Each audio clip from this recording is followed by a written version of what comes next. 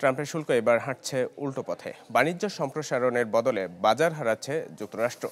চীন, ভারত, রাশিয়ার মতো বড় অর্থনীতি দেশগুলোর মাঝে বাড়ছে সম্প্রীতি। ফলাফল, যুক্তরাষ্ট্রের বিকল্প বাজার খুঁজে নিচ্ছে নিজেদের মাঝেই। একদিকে পারস্পরিক ঐকমত্যে শক্তিশালী হচ্ছে ব্রিক্স, অন্যদিকে উচ্চ শুল্কের প্রভাবে এশিয়ায় আধিপত্য হারানোর শঙ্কায় ওয়াশিংটন।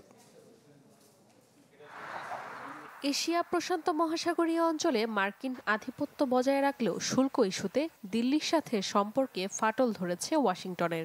রাশিয়া থেকে তেল কেনা তো বন্ধ হয়নি, উল্টো চীনের সাথে হাত মিলিয়ে জোরদার করা হচ্ছে পারস্পরিক সম্পর্ক, যেখানে প্ল্যাটফর্ম হিসেবে ব্যবহার করা হচ্ছে ব্রিক্সকে। মার্কিন শুল্কের চাপে চীন রাশিয়ার সাথে বাণিজ্য বাড়াচ্ছে বহু দেশ। সম্প্রতি যার নজির মিলল ভারতের সাথে 5 বছর আগে বন্ধ হওয়া চীনা ফ্লাইট চালু, ভিসা নিষেধাজ্ঞা শিথিল কিংবা বাণিজ্য বাড়ানোর ঘোষণায়।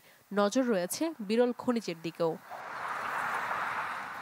মূলত চীন ভারত সমঝোতা দীর্ঘদিনের প্রক্রিয়ার অংশ হলেও ট্রাম্পের শুল্ক ঝড় সহায়তা করেছে সম্পর্ক উন্নয়নে।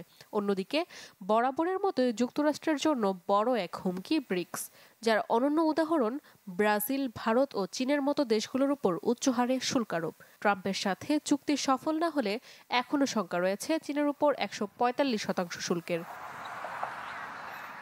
জোটের গুরুত্বপূর্ণ অংশীদার ব্রাজিলের সাথেও হচ্ছে সম্পর্কের অবনতি। 50% শুল্কের চাপে বিকল্প বাজার হিসেবে বেছে নিচ্ছে চীনকেই। জোটে নতুন করে যুক্ত হয়েছে ভিয়েতনাম, একই পথে হাঁটছে দক্ষিণ আফ্রিকাও।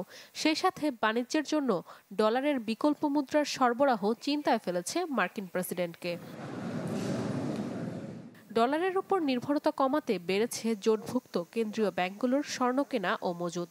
রাশিয়া ও চীনের মধ্যকার 90% বাণিজ্য এখন পরিচালিত হচ্ছে নিজস্ব মুদ্রা ইউয়ান ও রুবলে।